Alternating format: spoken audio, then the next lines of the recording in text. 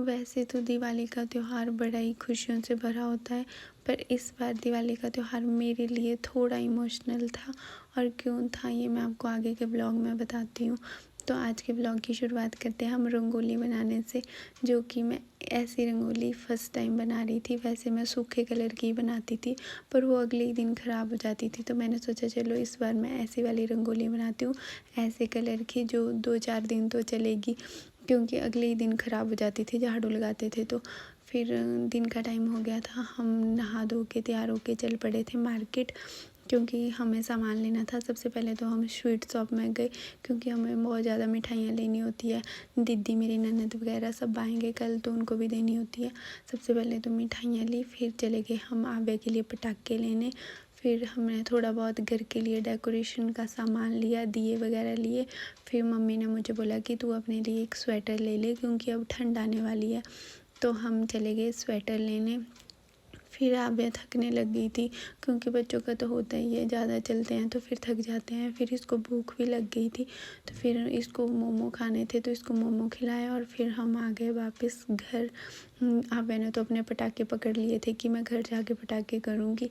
फिर इसके कपड़े चेंज करके ये तो लग गई अपने पटाखे करने, और फिर आ गई इसकी फ्रेंड वान्या, ये दोनों लग गए यहाँ पे मस्ती करने। और इसने फिर मेरे को बोला कि मम्मा आपने खुद ही बनाई थी सुबह रंगोली, मेरे को तो बनाने ही नहीं दी थी, अब मुझे भी बनानी है। तो फिर ये लगी यहाँ पे बनाने कलर से, सूखे कलर से। मैंने इसके लिए एक फूल बना के दे दिया और इसमें ये कलर भरने लग गई। फिर इसके चाचू आए तो वो बोलते कि मैं ना एक बोर्ड लेके आया हूँ, इससे आप इजीली बना लोगे। तो बहुत ही खुश हो गई इन पे।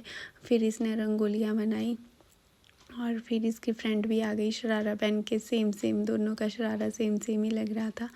फिर मम्मी ने मुझे बोला कि मैं खाना खुद बना दूँगी, तो दिए वगैरह की तैयारी कर ले, पूजा वगैरह की तैयारी कर ले। तो मैं लगी तैयारी करने, और आज मैं बार बार इमोशनल हो रही थी, क्योंकि मुझे मेरी दादी सास की बहुत ज़्यादा याद आ रही थी। मतलब मैं तो 3-4 बार रोई भी हूँ। मेरी दादी सास बहुत पूजा पाठ करते थे, और जब भी हम घर में पूजा करने या सामान लेके आते थे तो दादी बहुत खुश होती थी। दादी के गुरु महाराज के लिए माला लेके आते थे तो दादी बड़ी खुश होती थी। पर इस साल दादी बेड पे, और मुझे बहुत ही बुरा लग रहा था, मुझे बहुत ही ज़्यादा रोना आ रहा था बार बार। फिर हम चले गए ऊपर अपने मंदिर में, हमने पूजा पाठ किया और फिर लग गई हम यहाँ पे दिए वगैरह लगाने, मोमबत्ती वगैरह लगाने। मैंने मम्मी को बोला कि आप भी चलो मेरे साथ, क्योंकि ऊपर से नीचे तक लगाने होते हैं तो मैं खुद थक जाती हूँ। मैंने बोला मम्मी को आप भी चलो।